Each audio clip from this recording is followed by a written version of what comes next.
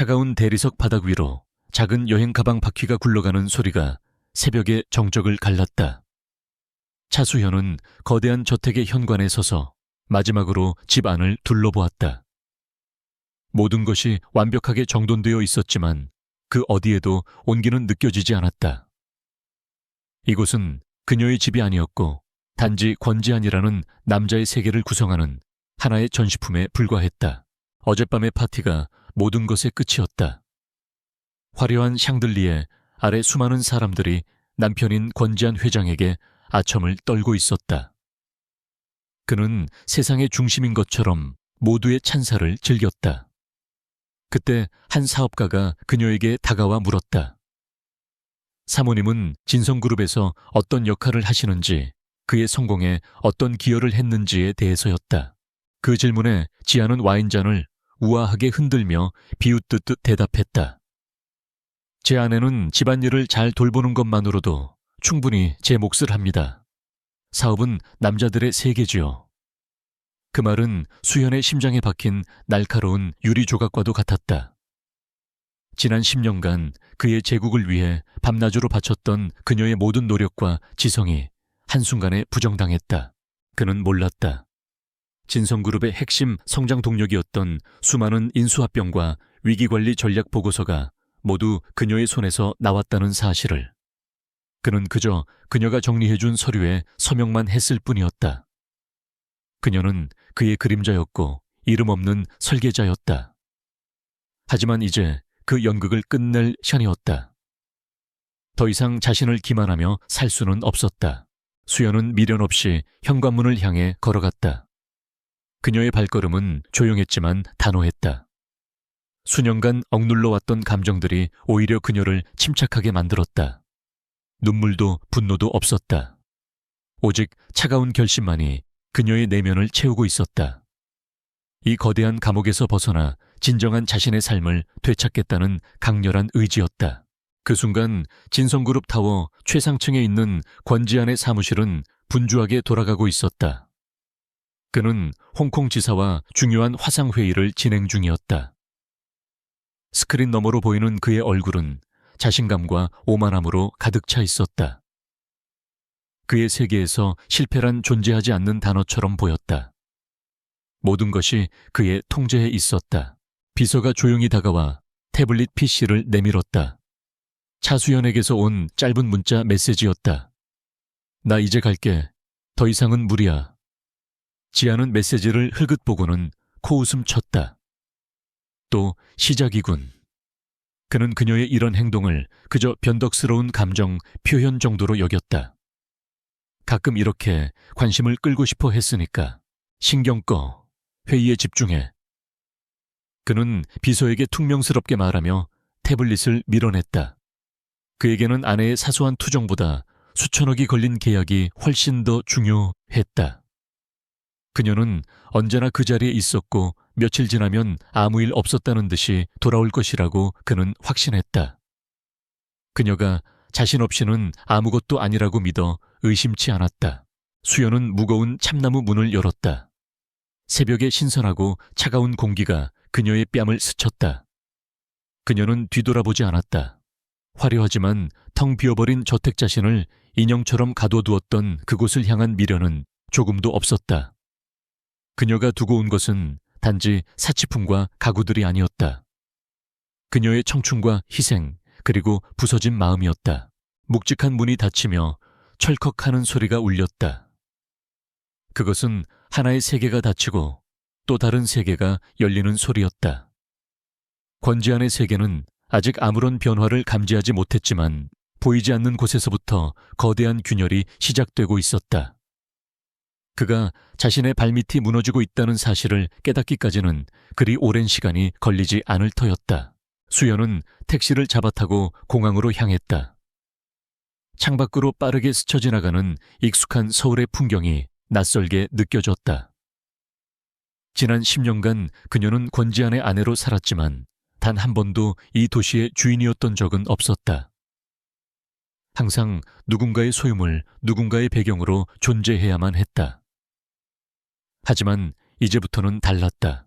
그녀의 손에 들린 낡은 노트북 안에는 그녀의 모든 것이 담겨 있었다. 누구도 알아주지 않았던 그녀의 능력, 그녀의 전략, 그리고 새로운 미래를 위한 계획까지. 그녀는 아무것도 없는 빈손으로 떠나는 것이 아니었다. 세상이 곧 알게 될 것이다. 차수현이라는 이름이 가진 진짜 가치를. 그리고 권지한이 무엇을 잃었는지를. 한편 권지한은 성공적으로 회의를 마친 후 만족스러운 미소를 지었다. 그는 자신의 능력을 다시 한번 증명해 보였다. 그는 습관처럼 집사에게 전화를 걸어 수현이 무엇을 하고 있는지 물었다. 수화기 너머로 들려오는 집사의 당황한 목소리가 그의 심기를 건드렸다.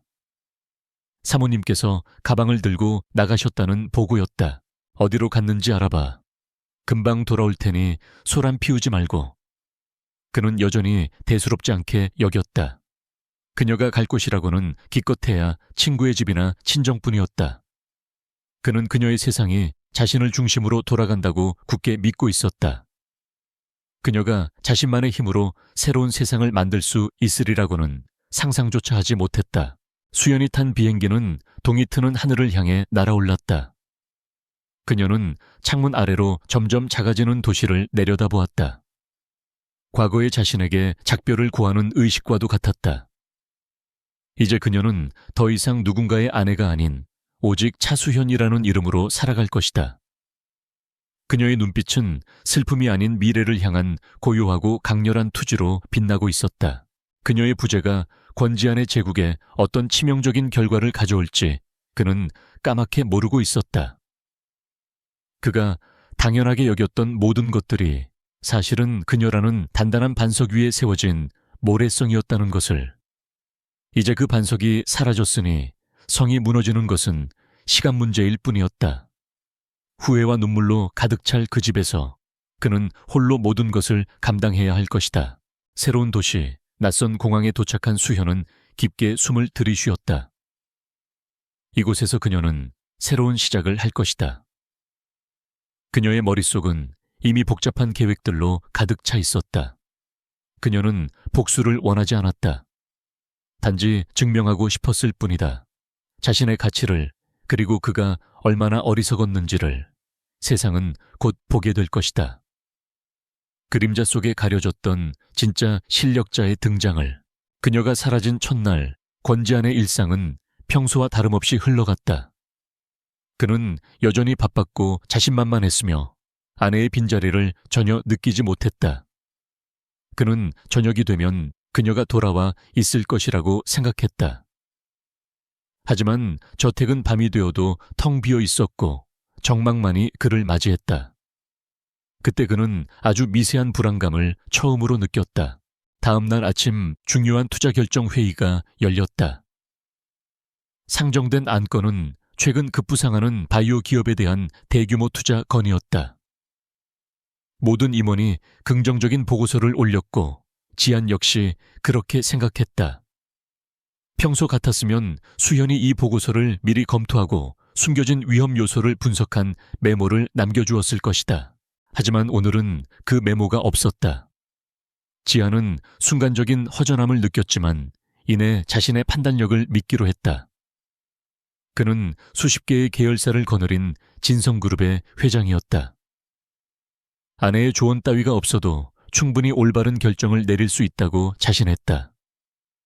그는 망설임 없이 투자 승인 서류에 서명했다. 이것이 모든 붕괴의 시작이었다. 그는 아직 깨닫지 못했다. 수현이 없는 그의 결정이 얼마나 무모하고 위험한 것인지를. 그녀는 그의 안전망이자 나침반이었다. 이제 그는 망망대해에 홀로 남겨진 선장과도 같았다. 거대한 폭풍이 그의 배를 향해 다가오고 있었지만 그는 잔잔한 바다만 보며 자만에 빠져 있었다. 거대한 비극의 서막이 그렇게 조용히 올랐다. 차수현이 떠난 지 사흘째 되는 날이었다. 권지한의 일상은 겉보기에는 평소와 다를 바 없었다. 그는 여전히 그룹의 정점에서 모든 것을 지휘했고 그의 결정 하나하나에 수많은 사람들이 숨을 죽였다. 하지만 그 자신만이 아는 미세한 불협화음이 그의 완벽한 세계에 끼어들기 시작했다. 마치 잘 조율된 오케스트라에서 하나의 악기가 빠져버린 듯. 단 이질감이었다.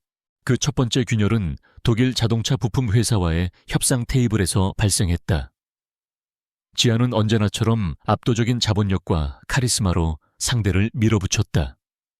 하지만 이번 상대는 유독 끈질겼다. 그들은 예상치 못한 데이터를 들이밀며 진성그룹의 제안에 숨겨진 약점들을 정확히 파고들었다. 지아는 처음으로 당혹감을 느꼈다. 평소 같았으면 수연이 정리해준 파일이 그의 태블릿에 들어있었을 것이다. 그 파일에는 협상 상대의 성격 분석, 심리적 약점, 예상 반론과 그에 대한 최적의 대응 전략까지 빽빽하게 적혀 있었다. 그는 그 자료들을 당연하게 여기며 자신의 뛰어난 협상 능력의 일부라고 착각해왔다. 하지만 지금 그는 마치 안개 속에서 맨손으로 싸우는 기분이었다. 짜증이 치밀어 올랐다. 그는 잠시 회의를 중단시키고 비서에게 소리쳤다. 대체 우리 전략팀은 뭘 하고 있는 거야? 저쪽에서 저렇게 나올 걸 예상한 놈이 하나도 없어, 열어줘. 비서와 팀원들은 고개를 숙일 뿐이었다. 그들은 항상 사모님이 전달해주는 최종 분석 자료에 의존해왔기 때문에 그들 역시 방향을 잃은 상태였다. 설상가상으로 오후에 예정된 신사업부문 이사회에서 더 큰 문제가 터졌다. 차세대 성장 동력으로 지목된 시리우스 프로젝트의 최종 타당성 보고서가 감쪽같이 사라진 것이다. 수십 명의 직원들이 온 사무실을 뒤졌지만 그 누구도 최종본을 찾지 못했다. 프로젝트 책임자가 사색이 된 얼굴로 지안에게 보고했다. 회장님, 정말 죄송합니다. 보고서 최종본은 항상 사모님께서 직접 관리하셨습니다.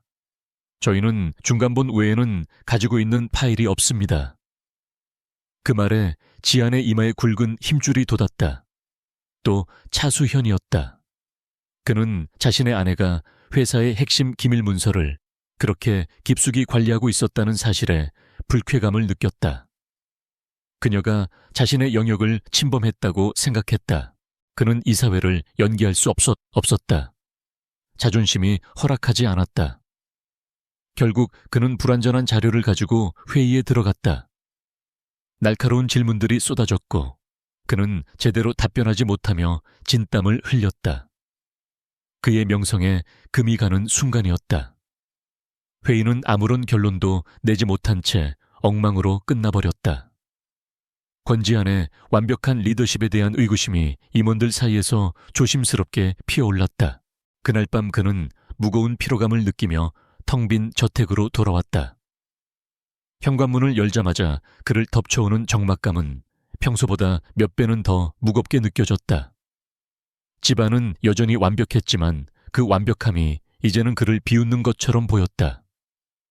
그는 처음으로 이 거대한 집이 텅 비어 있다고 춥다고 느꼈다. 분노와 알 수 없는 불안감에 휩싸인 그는 곧장 2층에 있는 수현의 서재로 향했다. 결혼하고 한 번도 들어가 본 적 없는 공간이었다. 문을 열자 그는 그대로 얼어붙었다.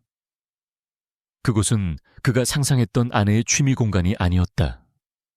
그곳은 마치 전쟁을 지휘하는 사령부와도 같았다. 벽면을 가득 채운 여러 개의 모니터에는 실시간 주식 시세와 세계 경제 지표가 번쩍이고 있었다. 거대한 화이트보드에는 복잡한 수식과 기업 지배구조 분석 다이어그램이 가득했다. 책장에는 경영학, 거시경제학, 심리학, 심지어 코딩 관련 서적까지 꽂혀 있었다. 그는 완전히 다른 세계에 발을 들인 듯한 충격을 받았다. 그는 홀린 듯 책상으로 다가갔다. 그 위에는 그가 오늘 하루 종일 찾아 헤맸던 시리우스 프로젝트의 최종 보고서가 놓여 있었다. 그의 팀이 만든 것과는 비교도 안 될 정도로 치밀하고 깊이 있는 분석이었다.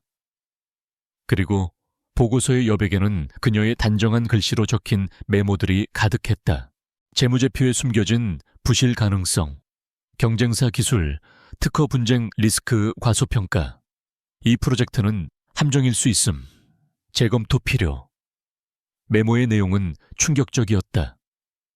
만약 오늘 이사회에서 그가 투자를 강행했다면 진성그룹은 회복 불가능한 타격을 입었을지도 모른다. 그녀는 또다시 그와 회사를 구한 것이었다. 권지아는 차갑게 식은 손으로 보고서를 붙잡았다. 그는 자신이 함께 살아온 여자가 누구였는지 전혀 몰랐다. 그가 집안일이나 잘하는 아내라고 무시했던 그 여자가 사실은 그의 제국을 떠받치고 있던 가장 핵심적인 기둥이었다. 그는 아내를 잃은 것이 아니었다. 자신의 세계 그 자체를 잃어버린 것이었다.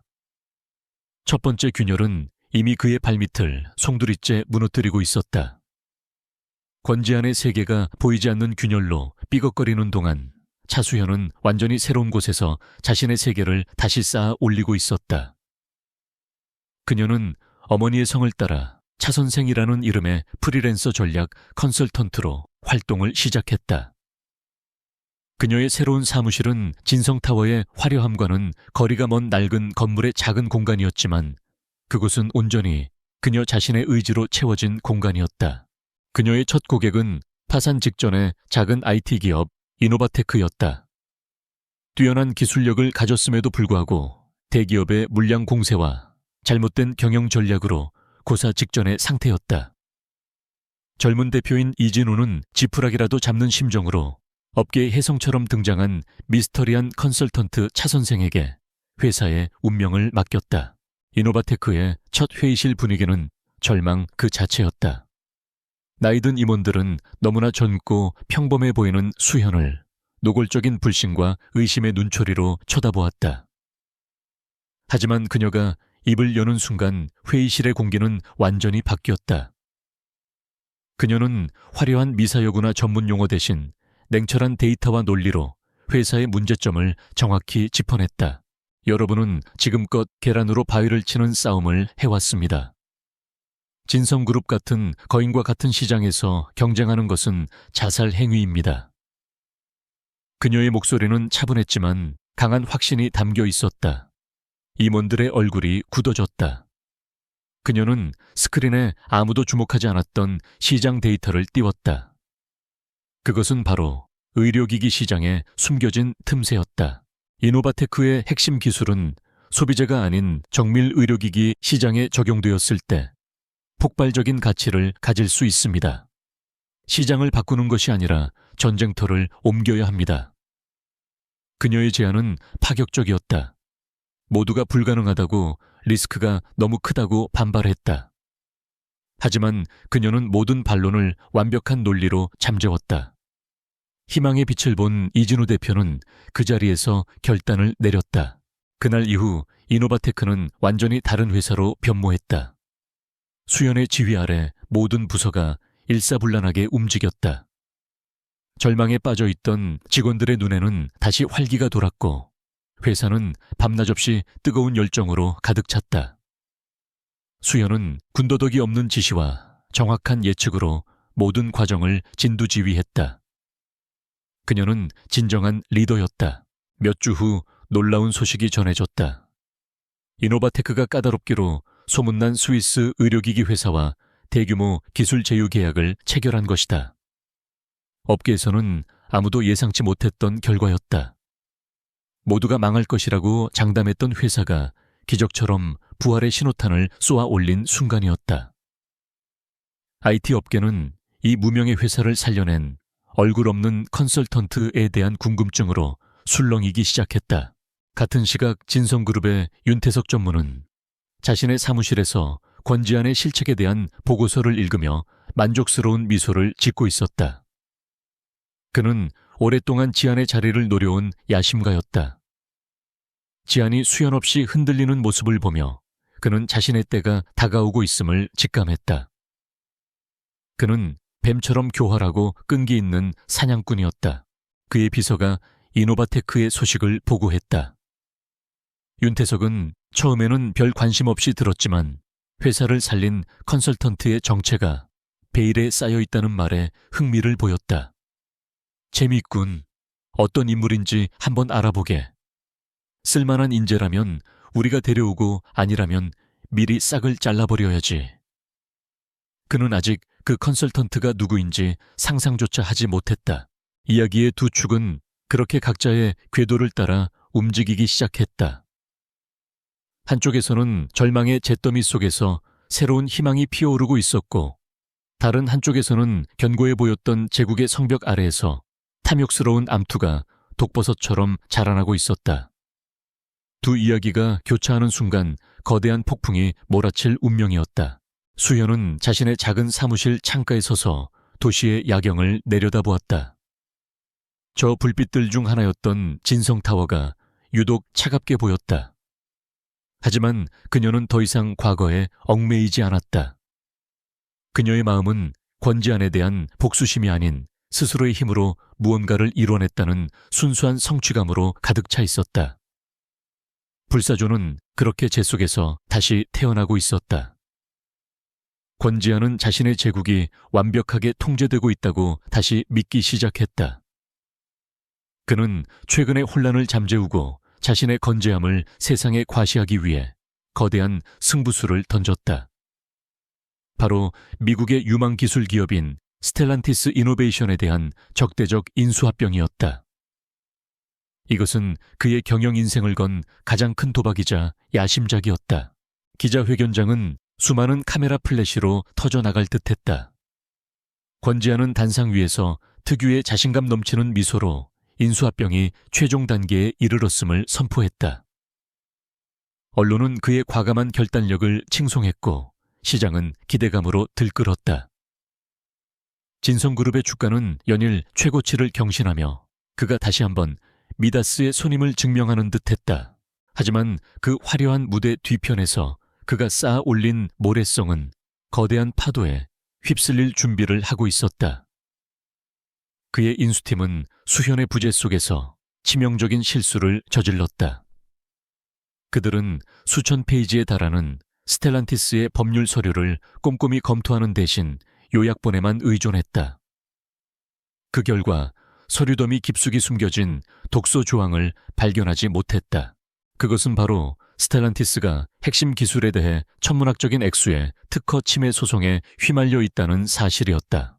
회사의 존립 자체를 위협할 수 있는 거대한 암초였다. 차수연이었다면 결코 놓치지 않았을 함정이었다.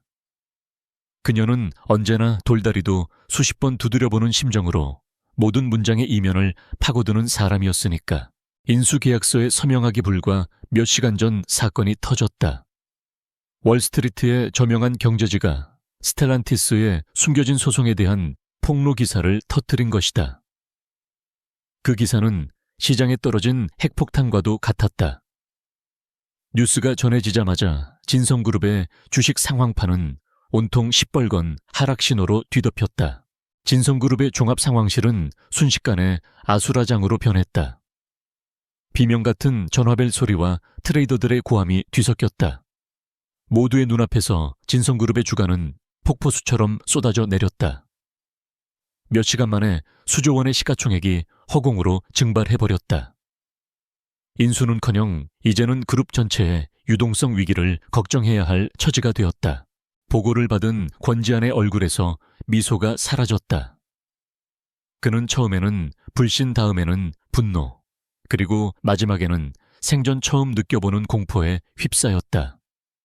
그는 미친 사람처럼 소리를 지르며 그의 M&A 팀장에게 서류를 집어 던졌다. 이 무능한 놈들, 대체 눈은 어디다 달고 다닌 거야? 당장 내 눈앞에서 사라져. 사무실의 광풍이 휩쓸고 지나간 후 모든 것이 부서진 채 정적이 흘렀다. 홀로 남은 권지아는 거친 숨을 몰아쉬었다. 바로 그때 그의 뇌리에 오래된 기억 하나가 섬광처럼 스쳐 지나갔다. 몇 주 전 저택의 서재에서 스텔란티스에 대한 이야기를 꺼냈을 때의 일이었다. 그는 의기양양하게 계획을 설명했다. 그때 서류를 훑어보던 수연이 무심코 말했다. 이 회사 특허 포트폴리오가 이상할 정도로 깨끗해요. 마치 의도적으로 뭔가를 숨기는 것처럼. 외부 전문팀을 시켜서 처음부터 끝까지 다시 훑어봐야 할 것 같은데요. 그는 그녀의 말을 비웃었다. 당신은 그런 골치 아픈 일은 신경 끄고 내 넥타이나 골라줘. 그 기억은 수조원의 손실보다 더 아프게 그의 심장을 찔렀다. 그녀는 알고 있었다. 그녀는 경고했다. 그리고 그는 오만한 조롱으로 그 경고를 묵살해버렸다.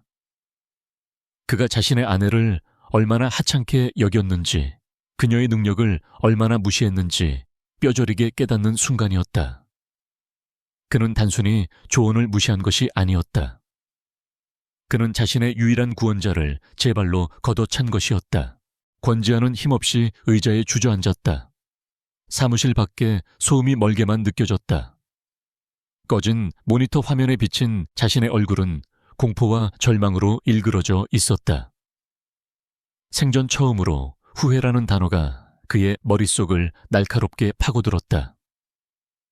예고되었던 폭풍이 마침내 그의 제국 중심부에 상륙했다. 모든 것이 무너져 내리기 시작했다. 진성그룹은 침몰하는 타이타니코와 같았다.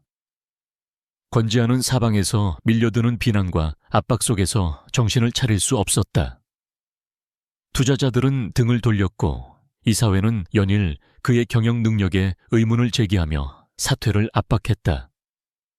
그는 평생을 군림해온 왕좌에서 쫓겨날 위기에 처했다. 그의 오만했던 세계는 이제 공포와 절망으로 가득 찼다. 이 지옥 같은 상황을 해결할 수 있는 사람은 단 한 명뿐이라는 것을 그는 본능적으로 알았다. 차수현. 그는 모든 자원을 총동원해 그녀의 행방을 추적했다. 그리고 그 결과는 그를 또 한 번 충격에 빠뜨렸다. 그녀는 화려한 곳에서 복수를 계획하고 있는 것이 아니었다. 고작 쓰러져가는 작은 벤처기업 사무실에서 발견되었다. 그는 도저히 이해할 수 없었다. 돈과 권력 세상의 모든 것을 가질 수 있었던 여자가 왜 그런 초라한 곳을 택했는지. 하지만 지금은 그런 것을 따질 때가 아니었다. 그는 지푸라기라도 잡는 심정으로 이노바테크의 낡은 사무실 건물을 찾아갔다. 그의 수억 원짜리 세단은 주변의 풍경과 기괴한 부조화를 이루고 있었다. 그는 약속도 없이 회의실 문을 벌컥 열었다. 그 안에서는 수현이 이노바테크 팀원들과 열띤 토론을 벌이고 있었다. 지아는 마치 주인이 나타난 것처럼 거만하게 손짓하며 말했다. 당신들은 나가 있어 아내와 조용히 할 얘기가 있으니. 그의 아나무인한 태도에 이진우 대표가 앞을 막아섰지만 수연은 조용히 손을 들어 그를 제지했다. 팀원들이 나간 회의실에 둘만. 남자 지아는 서류를 테이블 위에 던지듯 내려놓았다. 그것은 진성그룹 부회장 임명장이었다. 이제 그만하면 됐어, 차수현. 유치한 반항은 끝내고 집으로 돌아와. 네가 원하는 건 뭐든지 주겠다. 돈이든 명예든 이 자리든. 그러니 당장 돌아와서 이 사태를 수습해. 그의 말에는 사과나 후회의 기색이 전혀 없었다. 그는 여전히 그녀를 자신의 소유물로 문제를 해결하는 도구로 취급하고 있었다. 그는 그녀에게 간청하는 것이 아니라 명령하고 있었다. 수연은 그런 그를 잠시 아무 말 없이 바라보았다. 그녀의 눈빛은 더 이상 상처받은 여인의 것이 아니었다. 그곳에는 경멸과 연민이 섞여 있었다. 그녀는 천천히 입을 열었다. 그녀의 목소리는 얼음처럼 차가웠다. 권지한 회장님, 상황 파악이 전혀 안 되시는군요. 전 반항을 하는 게 아닙니다. 제 인생을 사는 겁니다. 그리고 제 인생은 더 이상 당신의 돈으로 살 수 있는 상품이 아닙니다. 그녀의 말 한마디 한마디는 비수가 되어 그의 자존심에 박혔다. 지하는 순간 말을 잃었다. 그는 전술을 바꾸기로 했다. 돈이 안 통한다면 협박을 해야 했다. 이깟 작은 회사가 어떻게 되는지 보고 싶은 건가? 내 손가락 하나면 먼지처럼 사라지게 할 수 있다는 걸 몰라. 그의 목소리에는 살기마저 감돌았다. 그는 그녀가 두려움에 떨며 무릎 꿇기를 기대했다. 하지만 수연은 피식 웃었다. 해보시죠. 하지만 당신은 예전처럼 쉽게 이길 수 없을 겁니다. 당신이 무시했던 그 먼지가 당신의 눈을 멀게 할 수도 있을 테니까요. 그녀는 자리에서 일어났다. 더 이상 할 말은 없습니다. 전 제 동료들이 기다리는 곳으로 돌아가 봐야겠습니다. 그녀는 미련 없이 돌아서서 회의실을 나갔다.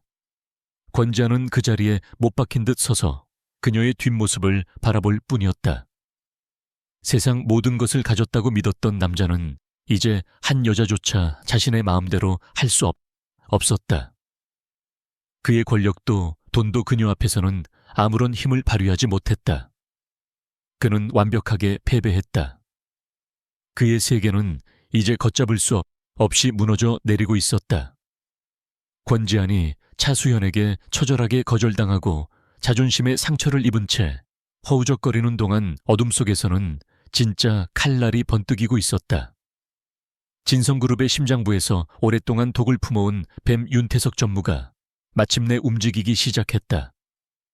그는 권지안의 추락을 그저 지켜보는 것만으로는 만족할 수 없는 남자였다. 그는 모든 것을 직접 파괴하고 그 폐허 위에 자신의 왕국을 세우려 했다. 그는 가장 먼저 진성그룹의 가장 민감한 내부 정보를 경쟁사인 피닉스 캐피탈의 익명으로 넘겼다.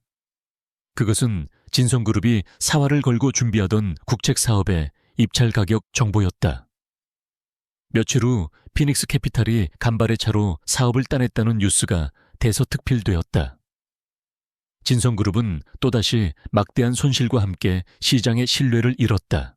이것은 시작에 불과했다. 윤태석은 유령 회사를 통해 진성그룹의 주식을 공매도하기 시작했다. 동시에 증권가의 익명의 소식통을 통해 진성그룹의 재무 상태에 대한 악의적인 루머를 퍼뜨렸다. 권지안 회장의 독단 경영으로 유동성 위기가 심각하다. 곧 대규모 구조조정이 있을 것이다 같은 자극적인 소문들은 공포에 질린 투자자들을 투매로 이끌었다. 연이은 악재에 진성그룹의 주가는 날개 없는 추락을 계속했다. 회사는 말 그대로 벼랑 끝으로 내몰리고 있었다. 권지아는 속수무책으로 당했다. 적의 공격은 너무나도 정교하고 치명적이었다.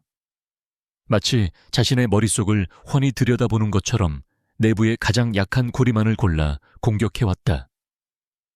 그는 극심한 혼란과 분노에 휩싸였다. 이성을 잃은 그의 머릿속에 단 하나의 이름이 떠올랐다. 차수현. 그녀만이 진성그룹의 모든 비밀과 약점을 속속들이 알고 있었다. 그녀의 거절은 단순한 거절이 아니었다. 그것은 복수를 위한 선전포고였다. 그는 그렇게 확신했다. 그의 편집증적인 의심은 분노와 뒤섞여 걷잡을 수 없이 커져만 갔다. 마침 비서실에서 올라온 보고가 그의 의심에 불을 지폈다. 이노바테크가 최근 진성그룹이 영입하려던 핵심 인재들을 연이어 스카우트했으며 그들의 성공적인 유럽 시장 진출이 진성그룹의 신사업 계획과 정면으로 부딪힌다는 내용이었다. 이것은 우연의 일치일리 없었다. 모든 것이 그녀의 치밀한 계획이라고 그는 단정했다. 그 여자였어. 처음부터 모든 것을 계획한 거야. 그는 싸늘하게 중얼거렸다. 그녀의 천재적인 두뇌가 이제는 그를 파멸시키기 위한 무기가 되어 돌아왔다고 생각했다. 그가 한때 사랑했던 여자는 이제 그의 모든 것을 앗아가려는 가장 무서운 적이 되어 있었다. 그의 마음속에서 그녀에 대한 일말의 미련마저 증오로 변해버렸다. 그는 보안팀장에게 극비지령을 내렸다. 지금부터 다른 모든 업무는 중단한다. 당신의 임무는 오직 하나 차수현과 이노바테크를 무너뜨리는 거야. 세무비리든 사생활이든 뭐든 찾아내. 그녀를 사회적으로 매장시켜버려. 그는 진짜 적이 누구인지 완전히 잘못 짚고 있었다. 그의 분노는 윤태석에게는 최고의 방패막이가 되어주었다. 권지안이 엉뚱한 곳에 모든 힘을 쏟아붓는 동안 윤태석은 더욱 대담하게 진성그룹의 숨통을 조여왔다. 그는 이제 진성그룹을 완전히 집어삼키기 위한 마지막 단계를 준비하고 있었다. 권지안이 모든 것을 잃고 무너져 내릴 순간은 바로 눈앞에 다가와 있었다. 그날 밤 권지아는 자신의 집무실에서 수연과 함께 찍은 결혼사진을 내려다보았다. 사진 속에서 행복하게 웃고 있는 그녀의 얼굴이 악마의 미소처럼 보였다. 그는 사진 액자를 강하게 움켜쥐었다. 날카로운 유리가 그의 손바닥을 파고들어 피가 흘렀지만 그는 고통을 느끼지 못했다. 그의 마음은 이미 더 깊은 상처와 배신감으로 문드러져 있었기 때문이다. 차수현은 성공의 정상에서 고요히 아래를 내려다보고 있었다. 그녀가 이끄는 이노바테크는 연일 놀라운 성과를 내며 업계의 다크호스로 떠올랐다. 하지만 그녀의 시선은 자신의 성공이 아닌 추락하는 진성그룹의 주식 시세표에 더 자주 머물렀다. 단순한 시장의 흐름이라고 보기에는 그 추락의 방식이 너무나 인위적이고 기괴했다. 그녀의 전략가로서의 직감이 경고를 보내고 있었다. 이것은 자연스러운 붕괴가 아니다. 누군가가 의도적으로 아주 정교하게 제국을 무너뜨리고 있는 것이다. 그녀는 더 이상 방관할 수 없었다. 그것은 권지안에 대한 미련 때문이 아니었다. 자신이 설계한 완벽한 시스템이 외부가 아닌 내부의 바이러스에 의해 파괴되는 것을 용납할 수 없었기 때문이다. 그녀는 과거 진성그룹에 있을 때 자신이 직접 키웠던 전략기획실의 민지에게 비밀리에 연락했다. 그녀는 민지에게 아무도 주목하지 않을 법한 몇 가지 서버 접속 기록과 데이터 로그를 부탁했다. 며칠 후 민지가 보내온 암호화된 파일 속에서 수연은 마침내 패턴을 발견했다. 모든 재앙의 중심에는 윤태석 전무의 디지털 족적이 희미하게 남아있었다. 확신을 위해 그녀는 마지막 덫을 놓았다. 그녀는 민지를 통해 진성그룹의 비공개 해외 자산에 대한 거짓 정보가 담긴 보고서를 작성하게 했다. 그리고 그 보고서는 오직 윤태석만이 열람할 수 있는 경로로 전달되었다. 바로 다음 날 증권가 정보주에는 그녀가 만든 거짓 정보가 마치 사실인 것처럼 떠돌기 시작했다. 덫은 완벽하게 작동했다. 이제 모든 진실이 명확해졌다. 권지아는 진짜 적을 눈앞에 두고도 자신에 대한 증오심에 눈이 멀어 엉뚱한 사람을 쫓고 있었다. 윤태석은 그 뒤에서 유유히 제국을 삼키고 있었다. 수연은 씁쓸한 미소를 지었다. 권지안이 자초한 비극이었다. 그가 그녀를 조금이라도 믿었다면, 존중했다면 벌어지지 않았을 일이었다. 그녀는 이 모든 것을 외면하고 싶었다. 그들의 싸움에 끼어들 이유가 없었다. 하지만 그녀의 눈앞에 진성그룹에서 일하던 수많은 직원들의 얼굴이 스쳐 지나갔다. 자신의 꿈을 위해 밤낮으로 땀 흘리던 젊은 연구원들 회사가 전부였던 평범한 가장들. 그들은 아무런 죄가 없었다. 윤태석 같은 탐욕스러운 자가 모든 것을 집어삼키고 수많은 사람들을 거리로 내몰게 둘 수는 없었다. 또한 진성그룹은 비록 상처뿐인 과거였지만 그녀의 청춘과 노력이 고스란히 담겨있는 곳이기도 했다. 그녀의 도덕적 나침반과 창조자로서의 자부심이 그녀에게 행동하라고 명령했다. 이것은 권지안을 구하는 것이 아니었다. 이것은 정의를 위한 싸움이었다. 그녀는 결심을 굳혔다. 이 전쟁에 참전하기로. 하지만 그녀는 혼자 싸우지 않을 것이다. 그녀는 이노바테크의 젊은 대표 이진우를 자신의 사무실로 불렀다. 그녀는 그에게 자신이 파악한 모든 상황과 진실, 그리고 윤태석의 거대한 음모에 대해 설명해 주었다. 이진우는 모든 것을 듣고 충격에 빠졌지만 이내 눈을 빛냈다. 이것은 위험한 싸움이었지만 동시에 이노바테크의 기술력과 가치를 세상에 증명할 수 있는 절호의 기회이기도 했다. 그는 수연의 눈을 바라보며 단호하게 말했다. 무엇을 하면 되겠습니까? 이노바테크의 모든 것을 걸고 돕겠습니다. 차수현의 눈빛이 차갑게 빛났다. 그녀는 더 이상 버림받은 아내가 아니었다. 거대한 악에 맞서기 위해 전쟁터로 나서는 지휘관이었다.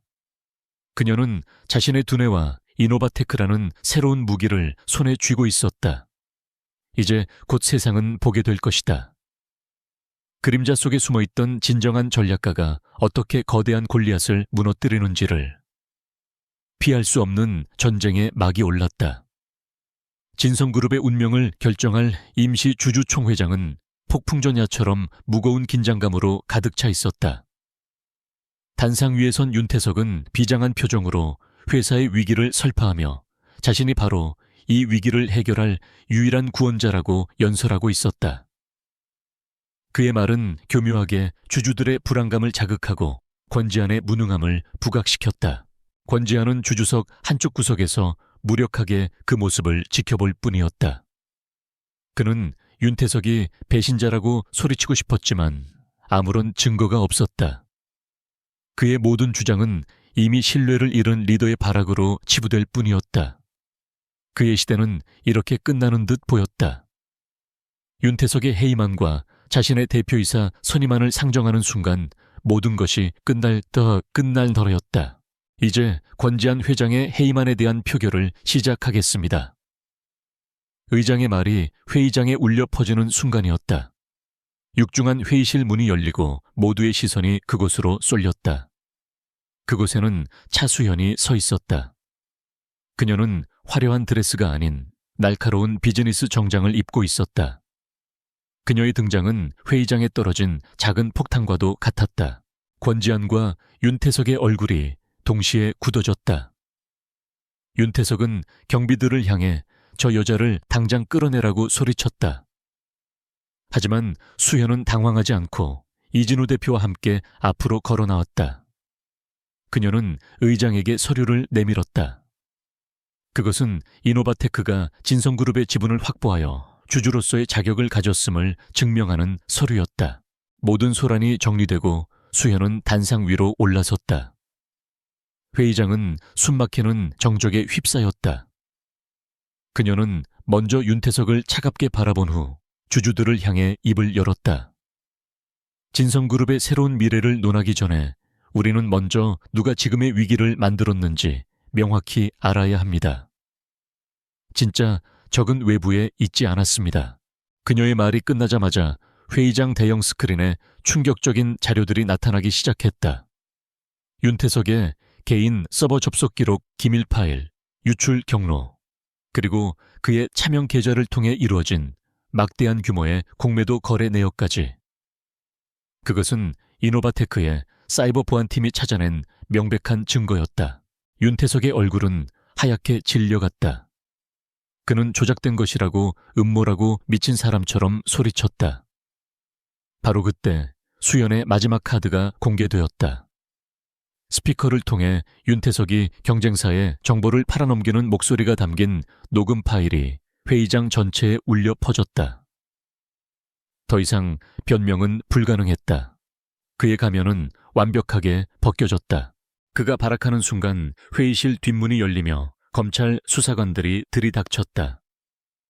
윤태석 씨, 당신을 내부자 거래 및 업무상 배임 혐의로 긴급 체포합니다. 윤태석은 허무하게 수사관들의 손에 끌려나갔다. 그의 야망은 시작도 해보기 전에 잿더미가 되어버렸다. 회의장은 엄청난 충격으로 그 누구도 입을 열지 못했다. 모두가 멍하니 있는 사이 수연은 동요하지 않고 다음 슬라이드를 넘겼다. 이제 진성그룹의 진짜 미래에 대해 이야기하겠습니다. 그녀는 진성그룹을 살리기 위한 자신의 계획을 발표하기 시작했다. 그것은 부실 자산을 과감히 정리하고 이노바테크의 신기술을 접목해 핵심 사업부를 재편하는 혁신적이고 대담한 구조 조정안이었다. 권지안은 그 모든 광경을 넋을 잃고 바라보았다. 자신이 집안일이나 하는 아내라고 무시했던 여자가 지금 이 자리에서 자신과 회사의 운명을 구원하고 있었다. 그녀의 눈빛, 그녀의 목소리, 그녀의 압도적인 카리스마 앞에 그는 자신이 얼마나 어리석고 하찮은 존재였는지 깨달았다. 그는 돈이나 권력을 잃은 것이 아니었다. 그는 자신의 세계를 지탱해주던 태양을 잃어버린 것이었다. 이 전쟁의 진정한 승자는 처음부터 정해져 있었다. 주주총회는 차수현이 제시한 방향대로 마무리되었다. 그녀의 혁신적인 회생안은 주주들의 압도적인 지지를 받았지만 한 가지 조건이 붙었다. 회사의 모든 경영은 전문 경영인으로 구성된 비상대책위원회에 위임한다는 것이었다. 권지아는 회장직에서 물러나 명예직으로 밀려났다.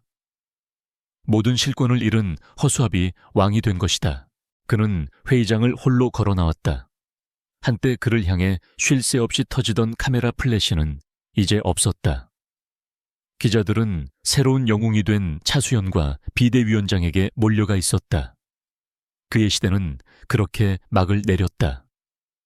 그는 수년 만에 처음으로 직접 운전대를 잡고 익숙하지만 낯선 길을 달려 저택으로 향했다. 문이 열리자 거대한 저택은 유령의 성처럼 그를 맞았다. 모든 것이 제자리에 있었지만 집의 영혼이었던 그녀가 사라지자 모든 것이 의미를 잃고 텅 빈 껍데기처럼 느껴졌다. 그의 성공과 권력을 상징했던 이 공간은 이제 그의 실패와 고독을 증명하는 거대한 무덤과도 같았다. 그는 정처 없이 집 안을 헤맸다. 주방에 들어서자 그가 아무리 늦게 들어와도 항상 따뜻한 차를 준비해두던 그녀의 모습이 떠올랐다. 그는 단 한 번도 고맙다는 말을 한 적이 없었다. 거실의 소파에서는 피곤에 지쳐 잠든 자신에게 조용히 담요를 덮어주던 그녀의 손길이 느껴지는 듯했다. 그의 발걸음은 2층의 서재, 그녀의 공간 앞에서 멈췄다. 그는 문을 열고 안으로 들어갔다. 그곳은 여전히 그녀가 마지막으로 떠났을 때의 모습 그대로였다. 책상 위에는 그가 그토록 찾아 헤맸던 시리우스 프로젝트의 원본 보고서가 놓여 있었다. 그리고 그 옆에는 그가 재앙적인 실패를 맛보았던 스텔란티스 인수합병건에 대한 그녀의 분석 노트가 있었다. 그는 떨리는 손으로 노트를 펼쳤다. 첫 페이지에는 붉은 펜으로 이렇게 적혀 있었다. 인수 절대 불가. 숨겨진 독소 조항으로 인한 그룹 전체의 붕괴 위험. 그녀는 모든 것을 알고 있었다. 모든 위험을 예측하고 그에게 경고하려 했다. 하지만 그는 그 모든 것을 무시하고 조롱했다. 바로 그 순간 그가 애써 억눌러왔던 모든 것이 무너져 내렸다. 후회라는 감정이 거대한 해일처럼 그를 덮쳤다. 그는 자신이 무엇을 잃어버렸는지 뼈저리게 깨달았다. 그는 단순한 아내를 잃은 것이 아니었다. 그는 자신의 가장 뛰어난 전략가이자 가장 헌신적인 동반자였으며 유일한 안전망이었던 사람을 제 손으로 내쫓은 것이었다. 권지아는 그녀의 의자에 주저앉아 얼굴을 감쌌다. 강철 같았던 남자의 어깨가 가늘게 떨리기 시작했다. 이윽고 그의 입에서 터져 나온 것은 분노의 고함이 아닌 아이 같은 흐느낌이었다. 그의 울음소리는 텅 빈 저택을 가득 메웠다. 그가 흘리는 눈물은 뒤늦은 후회와 참회의 눈물이었다. 그는 모든 것을 가졌을 때 가장 소중한 것을 알아보지 못하는 어리석은 자였다. 이제 그는 모든 것을 잃고 나서야 비로소 그녀의 가치를, 그녀의 사랑을 깨닫게 된 것이다. 하지만 시간은 되돌릴 수 없었다. 그녀가 떠나버린 이 텅 빈 집에서 그는 영원히 자신의 어리석음을 곱씹으며 살아가야 할 운명이었다. 그의 세계는 그렇게 완벽하게 그리고 처절하게 무너져 내렸다. 1년이라는 시간이 흘렀다. 그동안 세상은 많이 변해 있었다. 차수연의 이노바테크는 이제 더 이상 작은 벤처기업이 아니었다. 독보적인 기술력과 혁신적인 전략으로 업계를 선도하는 새로운 강자로 자리매김했다. 그녀의 이름 앞에는 이제 권지안의 전처우가 아닌 천재 전략가, 가장 영향력 있는 여성 CEO라는 수식어가 붙었다. 진성그룹 또한 그녀가 제시했던 로드맵에 따라 혹독한 구조조정을 거쳐 서서히 안정을 되찾아가고 있었다. 물론 예전 같은 거대한 제국의 위용은 아니었지만 내실 있고 건강한 기업으로 다시 태어나는 중이었다. 그 과정에서 권지안이라는 이름은 사람들의 기억 속에서 서서히 잊혀갔다. 그는 모든 것을 내려놓고 조용히 무대 뒤로 사라졌다. 언론에서는 그의 행방에 대해 온갖 추측이 난무했지만 그를 본 사람은 아무도 없었다. 그는 과거의 자신을 완전히 지워버린 듯 하였다. 그는 작은 사회적 기업을 설립해 자신의 지식과 경험을 도움이 필요한 이들을 위해 사용하고 있었다. 화려한 정장 대신 편안한 면바지를 입은 그는 예전에 오만한 폭군이 아니었다. 그는 이제 작은 것에서 기쁨을 찾고 다른 사람의 이야기에 귀 기울일 줄 아는 평범한 남자가 되어 있었다. 그는 비로소 돈과 권력보다 더 소중한 가치가 있다는 것을 깨닫게 된 것이다. 그는 긴 시간 동안 자신을 성찰한 끝에 용기를 내어내어 수현에게 메일을 보냈다. 그들은 약속을 잡고 한적한 공원의 작은 카페에서 만났다. 1년 만에 마주 앉은 두 사람 사이에는 어색한 침묵이 흘렀다. 먼저 침묵을 깬 것은 권지안이었다. 그는 예전과 달리 그녀의 눈을 똑바로 쳐다보며 진심을 담아 말했다. 수연 씨, 오늘 보자고 한 건 다른 이유가 아니에요. 그냥 미안하다는 말을 하고 싶었어요. 당신에게 했던 모든 행동들, 당신의 가치를 알아보지 못했던 나의 어리석음, 그 모든 것에 대해 진심으로 사과하고 싶어요. 난 당신을 가질 자격이 없는 사람이었어요. 당신은 내 인생 최고의 행운이었는데 난 그걸 내 손으로 걷어차 버렸죠. 이 말은 꼭 해야 했어요. 아무것도 바라지 않아요. 그냥 당신이 행복했으면 좋겠어요. 그의 목소리는 떨리고 있었지만 그 안에는 어떤 변명이나 가식도 없었다. 수현은 그의 진심을 느낄 수 있었다. 그녀는 조용히 그의 말을 들은 후 옅은 미소를 지으며 대답했다. 당신의 사과 받아들일게요. 당신을 위해서가 아니라 나 자신을 위해서. 과거는 이제 다 흘려보냈어요. 당신도 새로운 길을 찾은 것 같아 보여서 다행이네요. 그들의 대화는 길지 않았다. 하지만 그 안에는 과거에 대한 용서와 서로의 미래에 대한 조용한 응원이 담겨 있었다. 그들은 카페를 나와 각자의 길을 향해 돌아섰다. 그것은 완벽한 끝맺음이었다. 더 이상의 미련도 후회도 없는 과거와의 완전한 작별이었다. 권지아는 무거운 짐을 내려놓은 듯 한결 가벼운 발걸음으로 걸어갔다. 수현은 맑게 갠 하늘을 올려다보았다. 따스한 햇살이 그녀의 얼굴 위로 쏟아져 내렸다. 그때 그녀의 휴대폰이 울렸다. 이노바테크의 새로운 프로젝트에 대한 그녀의 결정을 기다리는 팀원들의 메시지였다.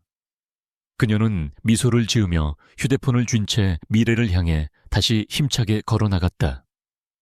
그녀의 앞에는 이제 눈물과 후회가 아닌 눈부신 내일만이 펼쳐져 있었다.